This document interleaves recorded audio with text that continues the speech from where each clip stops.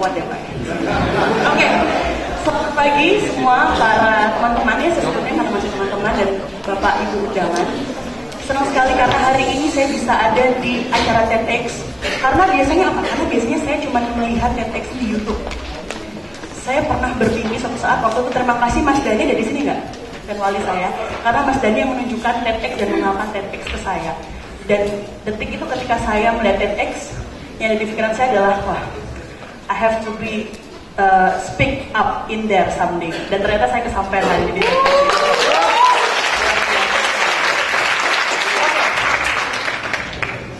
Hari ini saya akan berbicara mengenai imaji. Kata-kata ini nggak mungkin teman-teman temukan di kamus karena memang nggak ada. Imaji ini merupakan singkatan yang saya ciptakan sendiri, yaitu kata dari imagination. Dan mungkin itulah salah satu yang bisa mengantarkan saya kuliah di Destro ITS. Ceritanya gimana sih?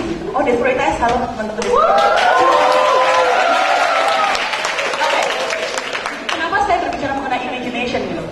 Karena sekarang ini menurut saya anak-anak muda ini very lack of imagination.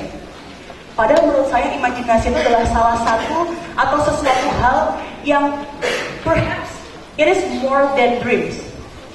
Kalau dreams mungkin kita mimpi ya, kita mimpi cuman oke, saya akan menjadi rektor ITS suatu saat. Tapi kalau imajinasi itu lebih dari itu, karena apa? Karena kita merasa, wah kalau imajinasi saya akan jadi rektor ITS, saya keluar dari mobil, saya masuk ke kantor, dan that's imagination. And sometimes itu yang akan lebih bisa memacu kita untuk menjadi kenyataan. Saya pernah punya cerita waktu saya kecil ya, zaman-zaman Harry Potter tuh pas kita SD ya. Pas SD tuh kan ada film Harry Potter pertama kali muncul. Saya pernah punya teman, kita bergeng itu, satu teman SD tuh pada suka Harry Potter semua. Salah satu teman saya ada yang bilang, wah suatu hari ya, lihat aja nih, aku bakal jadi Harry Potter, aku bakal tinggal di London. Saya ketawain aja dia, yakin bisa tinggal di London, orang nilai aja masih ada yang merah. Tapi ternyata apa? Beberapa bulan yang lalu, dia mengirim foto dia lagi di London, ternyata dia dapat beasiswa S2 di University of London. Wow, luar biasa sekali. Jadi menurut saya, jangan pernah menertawakan imajinasi seseorang, karena suatu saat nanti para imajiner yang akan tertawa. Oke, ini dia perspective of imagination. Saya memang hobi menggambar, makanya saya kuliah di DKV. Dan saya juga bukan tidak suka ya, kurang pintar di matematika, makanya saya memilih DKV karena menurut saya DKV adalah satu-satunya jurusan yang tidak ada hitung-hitungan. Benar atau tidak? Nah, oh ada ya sedikit tapi kan gampang kok. Perspective of imagination. Waktu kecil saya hobi menggambar. Menggambarnya, kalau anak kecil tuh ya, biasanya bapak ibunya kan ngebeliin buku gambar gitu ya. Buku gambarnya yang biasanya depannya Hello Kitty atau Doraemon atau apa, SpongeBob belum ada waktu itu. Nah waktu itu anak-anak kecil biasanya gambar itu pakai pensil warna, pakai krayon gitu ya. Tebak deh kalau saya kira-kira gambar di mana? Di mana? Kok tahu sih? Ya, jadi waktu kecil gak pernah ada tembok yang bersih di rumah saya. Jadi semuanya penuh dengan gambar-gambar saya yang sebenarnya gak bagus. Ini gambarnya ambil dari internet makanya bagus. Bisa tanya sama bapak ibu saya, mohon maaf bapak ibu karena suka beli cat tembok setiap bulan, jadi harus mengganti tembok-tembok yang kotor ini. Tapi saya sangat berterima kasih kepada kedua orang tua saya. Kenapa? Karena dari sinilah orang tua saya tidak pernah mematikan imajinasi saya. Saya menggambar apapun di tembok. Saya menggambar tugu pahlawannya tapi miring. Saya menggambar rumah tapi pating pecotok ya kalau bahasa Jawa. Saya menggambar apapun.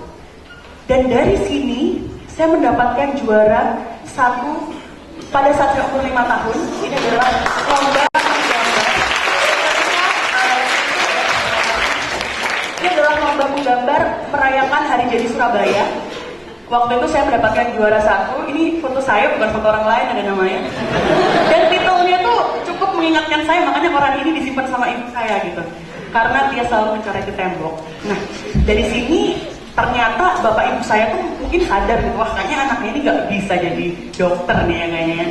Kayaknya ada bakat yang ingin dikembangkan dan memang benar gitu. Sampai sekarang saya memang menyukai hal-hal yang berbau imajinasi, menggambar. Tapi jangan salah juga gitu ya. Mungkin menemukan potensi diri kita tuh tidak gampang. Dan itu saya rasakan sendiri. Dari saya umur 5 tahun sampai sekarang saya dewasa. Ya dewasa nggak ya, 22 tahun sekarang ini. Saya mengalami banyak sekali perubahan mimpi.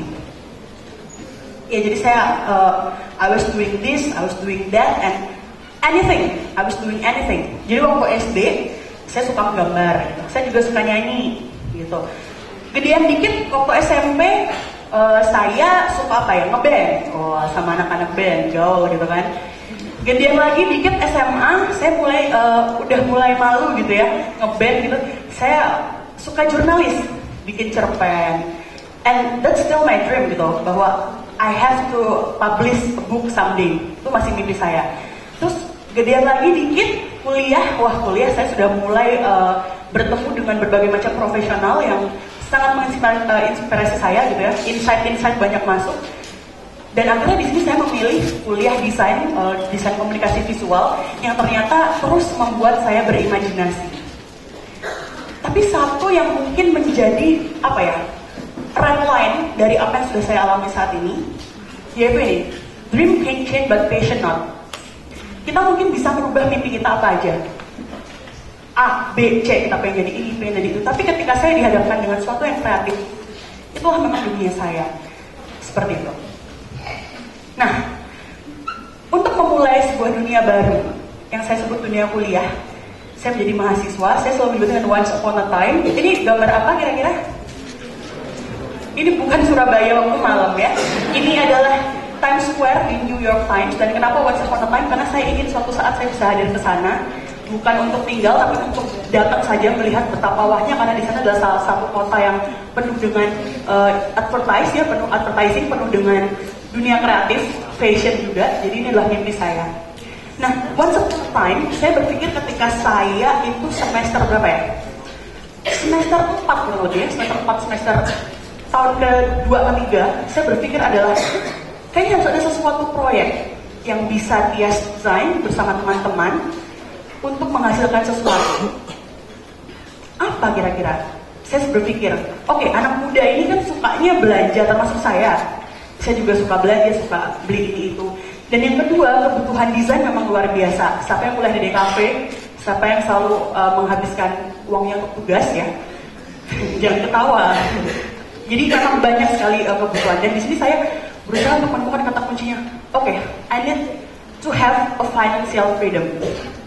Jadi saya ingin membentuk hal itu sendiri. Seenggaknya meskipun bapak ibu saya masih bisa membiayai, tapi saya ingin seenggaknya untuk hal-hal yang tersier itu bisa Tias backup sendiri. Dan hal inilah mungkin yang mengilhami saya, Tias as personal, untuk membuat sebuah bisnis. Bisnis di mahasiswa itu bagi sebagian orang mudah, tapi bagi sebagian orang gila-gilaan angele atau susah sekali. Tapi kita coba lihat, kira-kira bisnis seperti apa sih yang bisa berkembang di Indonesia? Atau bisnis seperti apa sih yang kira-kira bisa menjadi suatu peluang di Indonesia? Saya tidak bilang bisnis saya bagus, tapi menurut saya Indonesia ini have a lot of opportunities. Dan kadang-kadang kita yang tidak melihat opportunity itu. Coba kita lihat fenomena ini. Ada yang tahu ini apa? Hah? TP ya, Tunjungan Plaza. Ini adalah Tunjungan Plaza, salah satu mall yang punya 4 gedung, 4 atau 5 ya? 4 ya, satunya TP Pagi ya di Tugu Pahlawan. Ini 4 gedung Tunjungan Plaza yang luar biasa. Dan perhatikan, kira-kira apa sih fenomena yang ada di dalamnya teman-teman, yang secara tidak langsung membuat kita sebagai anak-anak muda ini tidak mencintai local wisdom, kalau kata Pak Haryadi tadi. Coba kita lihat salah satu artikel dari www.marketish.com. Ternyata 75% of foreign brands, maksud saya, is filling Indonesia mall. Bayangkan setiap kali kita ke mall, berapa kali dalam seminggu kita ke mall? Apalagi kita dekat Galaxy ya, kalau cari makan siang di sana biasanya anak-anak. Datang ke sana, masuk, nggak maksudnya cari makannya cuma minum doang gitu. Masuk ke sana semuanya ditis dengan barang-barang luar negeri, iya nggak? Tidak ada, ya ada sih pasti barang-barang produk lokal gitu ya. Tapi semuanya serba branded. Dan anak-anak muda sekarang, kayaknya kalau pakai sepatu branded chain gitu kan, itu menjadi sebuah tren, menjadi sebuah hal yang tren buat anak-anak muda. Dan pertanyaan saya yang muncul ketika itu adalah, what's up with Indonesia products gitu? Ada apa sih dengan produk Indonesia? Apakah iya nih setengah oke itu? Apakah iya kita tidak bisa bersaing? Apakah iya produk Indonesia itu memang tidak bisa dipasarkan atau tidak ada yang beli? Nah, Ini fenomenal lagi ya, kita lihat. Ada yang kenal siapa Mbak cantik ini? Hah? Ada yang follow Instagramnya @princess_syahrini. Kalau lihat Instagramnya Syahrini itu kadang-kadang suka bingung ya, kok setiap minggu dia ke New York pakai private jet gitu ya untuk belanja. Bayangkan betapa hebatnya gitu ya Syahrini ya. Saya bilang hebat karena saya iri sebenarnya. Hebatnya Syahrini gitu, bisa belanja barang-barang produk asing gitu. Terus ini siapa namanya? Manohara, Mbak Mano. Mbak Mano dia juga saya lihat di TV juga mengagung-agungkan brand asing. Nggak usah 2 orang itu deh. Coba kita lihat anak-anak muda. Itu saya tutupi karena nggak boleh promosi, maaf, itu ada logonya. Nah itu anak-anak muda juga sangat bangga gitu kalau berbelanja barang asing. Dan siapa sih yang sekarang ini nggak suka branded things gitu? Saya sendiri secara personal juga kalau pakai barang-barang branded juga asik-asik aja karena mahal toh, dan itu meningkatkan escalated life gitu, meningkatkan. Iya nggak? Udah kan? Escalated life kalau kita barang asing. Tapi yang perlu kita pikirkan di sini, kita jangan sampai gelap mata teman-teman. Ceritanya nih waktu itu saya pernah pergi ke waktu DKV 4 ya. DKV 4 itu udah mata kuliah city branding. Itu saya melakukan city branding ke Sidoarjo.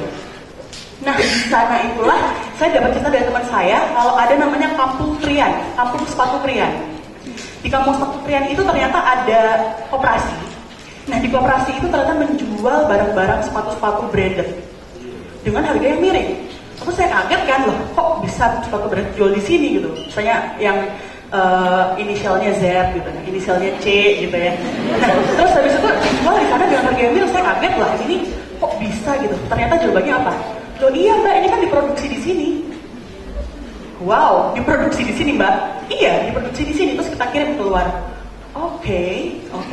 Terus kemudian saya pergi lagi, pernah, ini nggak cuma satu tempat ya, saya pergi lagi ke Banten. Waktu itu saya dapat field trip dari Forum Indonesia Muda untuk pergi ke penangkaran buaya di Banten.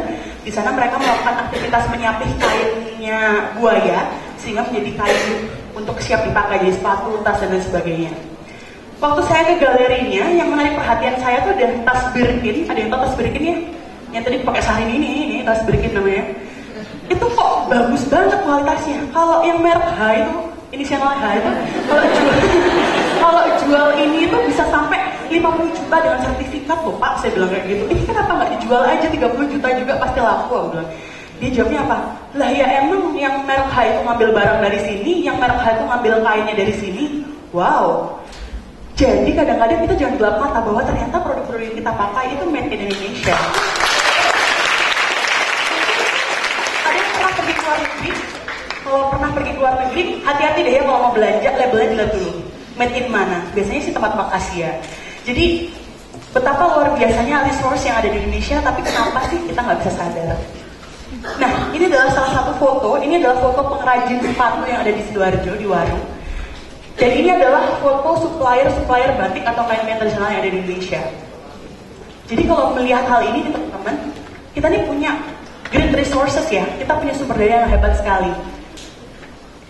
Tapi sayangnya, pertanyaan besarnya adalah great resources, but where are we? Kita nih kemana gitu? Kita sebagai anak muda ya, yang bapak-bapak juga bapak ibu saya anak muda juga. Ini tuh ada pertanyaan besar dan suatu pertanyaan yang susah. Oke, sudah ditong, padahal masih banyak ini. Jadi great resources, tapi kita tidak pernah memanfaatkan ini. Dan ini adalah salah satu kain tradisional, tidak salah satu ya, salah 1, 2, 3, 4, salah 8 dari motif kain tradisional Indonesia yang kita sebut dengan batik. Dan tahu nggak, menurut data BPS ternyata lebih dari 15.000 motif kain tradisional Indonesia.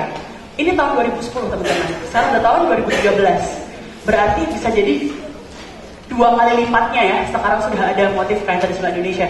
Dan hal ini kalau bukan yang kita yang eksplorasi menjadi sebuah bahan-bahan yang cantik, menjadi sebuah bisnis yang menarik dan menguntungkan, dan tentunya menjawab kebutuhan masyarakat.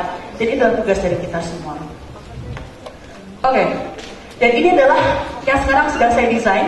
Ini adalah sepatu-sepatu yang saya mencoba kombinasikan kain batik menjadi sebuah fashion item.